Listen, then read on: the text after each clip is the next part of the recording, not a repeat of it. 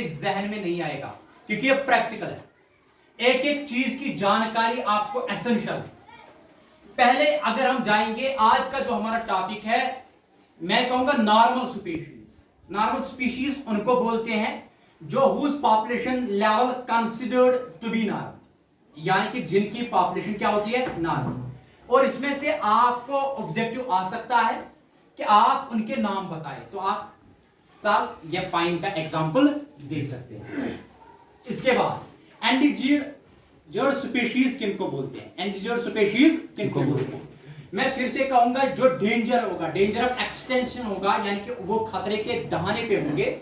इसमें से आता है Indian wild life. Indian wild life आस आता है, और इसके लिए गवर्नमेंट जो है वो डे बाय डे कोशिश कर रही है, क्योंकि गवर्नमेंट जो होती है वो वाइल्ड लाइफ एक्ट भी ला चुकी है, प्रोजेक्ट टाइगर भी ला चुकी है, और उन्होंने कुछ सेंचुरीज भी खोल रखी है, कुछ नेशनल पार्क्स भी बनाई है।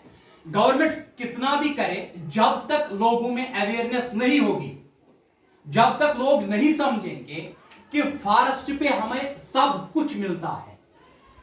अगर हम देखेंगे कि wood, bricks, leaves, rubber, even medicines, ये आपको फॉरेस्ट से ही मिलता है। तरसेंगे लोग, ऐसा ना हो जैसा कि आप आजकल न्यूज में देख पा रहे हैं कि साउथ साइड बारिश इतनी ही आई जितनी इनको जरूरत थी, लेकिन लगातार कंटिन्यू बारिश आई, और जिससे क्या कारण हुआ कि लैंडस्लाइड्स आ गए, और 3 गांव जो थे वो टोटली वाइप आउट हो गए। कारण था कि बहुत सारे लोग उसमें मारे भी गए, बहुत सारे लोग जख्मी हैं, और प्रॉपर्टी का पूछे मत कि कितना नुकसान है। इसलिए क्लाइमेट चेंज को समझना है, फॉरेस्ट को समझना है। जितना ज्यादा हम फॉरेस्ट बचाएंगे, कंजर्व करेंगे, कंजर्वेशन फॉरेस्ट को करना अपनी कंजर्वेशन होती है। इंसानों के लिए इंपॉर्टेंट है कि जितना जल्दी हो सके हमें इन चीजों को बचाना है। फिर से मैं कहूंगा कि आपको रेयर स्पीशीज ऐसे उनको बोलते हैं, फिर से याद रखना स्टूडेंट्स, रेयर स्पीशीज उनको बोलते हैं जिनकी पॉपुलेशन स्मॉल होती है, कम पॉपुलेशन होती है।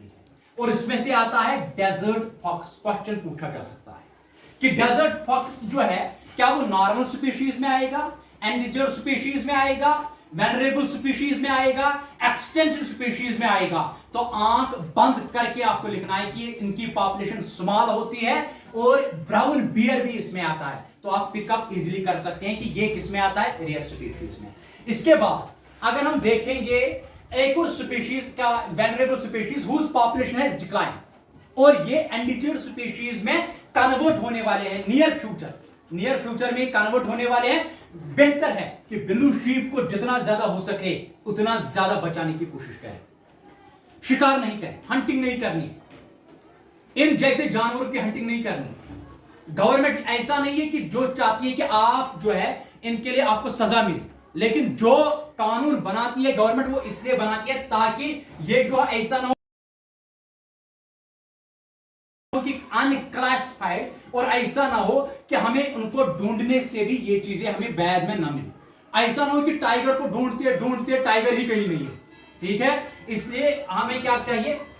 इसके बाद मैं फिर से आता हूं एक और पॉइंट पे, Indian wild life protection act जो 1972 में बनाया गया है, और डेट याद रखना है, मेंशन डेट किया हुआ है इसलिए मैं मेंशन करता हूं।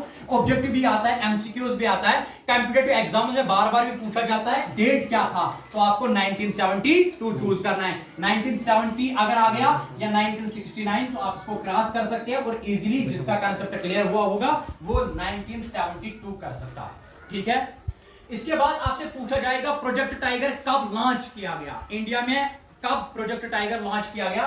तो आप बता सकते हैं 1973, फिर से आ सकता है 1975, 1976, 1978, और आ सकता है 1980। तो आपको क्या करना है, 1973 को पिकअप करना है, तो आपका ये ऑब्जेक्टिव भी क्लियर हो जाएगा। इसके बाद अगर हम देखेंगे वर्ल्ड फास्टेस्ट, आज मैं आपको एक और इंफॉर्मेशन दूंगा एक मैमल के मुतालिक, लैंड मैमल के मुतालिक। क्या नाम है उसका? एसिटिक चीता। याद रखना क्या नाम है, चीता, जिसका नाम है चीता, और ये यूनिक है, और specialised member of the cat family है, specialised member of the cat family. लेकिन कभी कभार हमें धोखा भी होता है इसको पहचानने में। हमें लगता है लीपर्ड है, मिस्टेकन फॉर ए लीपर्ड, लेकिन इसके पास पहचानने के लिए क्या है, लॉन्ग टीयर ड्रॉप है। क्या है, लॉन्ग टीयर और shaped lines on each side of the nose and corner of its eyes to its mouth. ये आपको इजीली वहां से पिकअप कर सकते हैं। और स्पीड कितनी होती है इसकी, 112 किलोमीटर पर आवर इसकी स्पीड होती है। तो ये मैंने प्रोजेक्ट टाइगर के मुताबिक मैंने सोचा आपके लिए इंफॉर्मेशन थोड़ी सी ये भी दे दूं। और कारण क्या है, रिजर्व फॉरेस्ट को हमें क्यों बचाना है। हाफ ऑफ द लैंड जो है ना, half of the total land has been declared forest. क्यों किया करते हैं, गवर्नमेंट भी चाह रही है, कोशिश कर रही है कि इस लैंड को क्यों ना ऐसा हो कि 33% में इसको आने वाले फ्यूचर में इसको वहां तक पहुंचाए। टारगेट रखा है गवर्नमेंट ने, लेकिन जब हम कोशिश करेंगे, हमें कोशिश करनी है रिजर्व फॉरेस्ट को भी प्रोटेक्ट करने की। हमें यह भी चाहिए क्योंकि ये जरूरी है। हिमालय से हमें मिलता था हिमालयन यू, याद रखना क्या नाम है, हिमालयन यू। और ये ऐसा ड्रग था जो कैंसर पेशेंट्स का इलाज करता था। और इस ड्रग को कहते थे एंटी कैंसर ड्रग। क्या कहते थे, एंटी कैंसर ड्रग। आजकल नजर ही नहीं आता, ढूंढने से मिलता है। जब आप बहुत ढूंढोगे तब ये मेडिसिन मिलता है। ऐसे मेडिसिन हिमालयन और पहाड़ पे यानी कि माउंटेन्स पे बहुत ज्यादा थे, जो हमें बहुत सारी बीमारियों से बचाते थे। और ड्रग ऐसे आते थे जो कि मुख्तलिफ बीमारियों से हमें बचाते थे। लेकिन अब ऐसा है, इंसान खुदगर्ज बन गया। और उस पर एक कहावत भी है, water water everywhere, water water everywhere, हर किसी जगह water water everywhere, not a drop, not a drop, not a drop of a drink. आप इसको not a drop a drink, आप water water everywhere, not a drink, not a drop a drink, यानी कि कहीं आप P ही नहीं सकते।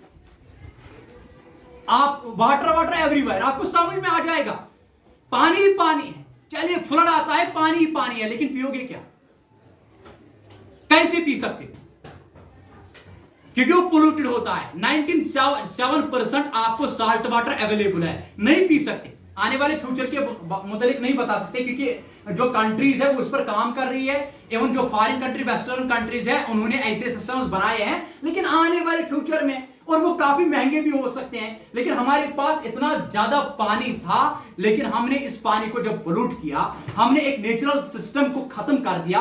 और आजकल वही हालात होते हैं जैसे राजस्थान में 10 या 15 किलोमीटर के बाद औरतें जाती थी, वहां से फ्रेश वाटर मिलता था। ऐसे ही कारण आजकल हमें जम्मू कश्मीर में भी होते हैं, जो शॉर्टेज ऑफ वाटर होता है।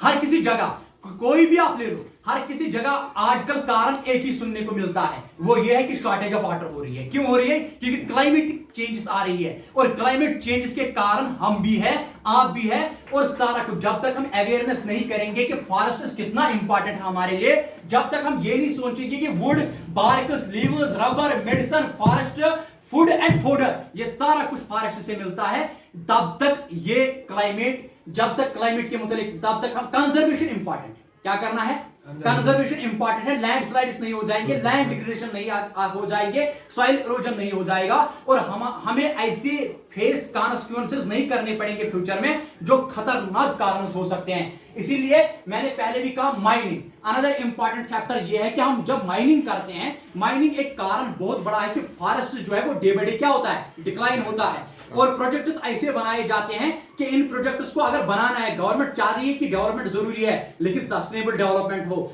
ऐसा गवर्नमेंट को चाहिए। हम भी यहां से कह रहे हैं, अपने तरीके से गवर्नमेंट को कह रहे हैं कि कोशिश कीजिएगा, जब इतने ज्यादा अवेयरनेस प्रोग्राम चला रहे हैं, तो एक प्रोग्राम ऐसे भी चलाइए कि लोगों को मैंडेटरी, कंपलसरी कीजिए कि 2-3 पेड़ अगर ज्यादा नहीं तो साल में वो लगाए। इतने पेड़ लगाने से क्या होती है, 1 अरब 25 करोड़ पॉपुलेशन है हिंदुस्तान की। इसका मतलब अगर एक फर्द 2 या 3 प्लांट या ट्रीज लगाएगा, तो इसका मतलब आप कन्वर्ट कर सकते हैं कि with in years 3 Arab, 4 Arab, 5 Arab trees और प्लांट्स हम लगा सकते हैं।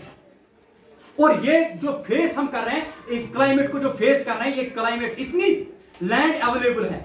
आप देखो फैलो लैंड कितनी है, आप देखो शिफ्टिंग लैंड आपके पास कितनी है, बैरिल लैंड कितनी है, ऐसी लैंड पड़ी हुई है जो लैंड इस्तेमाल नहीं होती है। गवर्नमेंट को चाहिए कि day by day in land को क्या किया जाए, के लैंड को इस्तेमाल किया जाए, यूज किया जाए, ताकि फॉरेस्ट कवर हमारा बहुत अच्छा हो और वाटर रिसोर्स हमें ऐसी क्लाइमेटिक, ऐसी ग्लोबल वार्मिंग हमें फेस ना करनी पड़े, और आने वाला फ्यूचर जो है वो इंडिया के लिए बेहतरीन हो, जम्मू कश्मीर के लिए क्या हो, बेहतरीन हो। इसीलिए थोड़ा सा मैंने यहां पर आपको रखा था ये, इसलिए मैंने बताया कि हिमालयन गिफ्ट के मुताबिक फॉरेस्ट सर्वे ऑफ इंडिया जो है 26,200 square kilometre of forest area जो है वो कन्वर्ट किया गया एग्रीकल्चर लैंड में, और सर्वे क्या था 1951 1980। ठीक है, याद रखना, डेट पूछा जाएगा 1951 to 1980। इसके बाद हम अगर देखेंगे तो आवर पॉपुलेशन जो हो रही है थर्ड वर्ल्ड कंट्रीज में, जो पॉपुलेशन हो रही है काज ऑफ एनवायरमेंटल डिग्रेडेशन, इससे भी बहुत ज्यादा तब्दीली आ रही है ओवर पॉपुलेशन से। जो ओवर पॉपुलेशन हो रही है इसमें भी, इसके भी बहुत सारे कारण हैं, जिससे क्या हो जाता है कि हमारा जो एनवायरमेंट है, हमारा जो क्लाइमेट है, हमारी जो चीजें हैं वो अनबैलेंस हो जाती है। लेकिन कारण ये भी नहीं है, अगर हम पॉपुलेशन को रखेंगे भी मेंटेन, और साथ साथ गवर्नमेंट जो है, हम लोग जो है 2-3 प्लांट ईयर में लगाए, क्योंकि इबादत भी है, आपको पता ही है, जो जिस धर्म से भी ताल्लुक रखता है, कोई भी धर्म से ताल्लुक रखता है, ये भी जरूरी है कि जितनी ज्यादा हम रखवाली इन चीजों की करेंगे, जो प्लांट या ट्रीज लगाएंगे, ये कितना ज्यादा इबादत के लिए अच्छा माना जाता है। Thank you. आप, आई होप कि ये लेक्चर आपको समझ में आया होगा। आने वाले टाइम में आपको मजीद लेक्चर्स आ जाएंगे।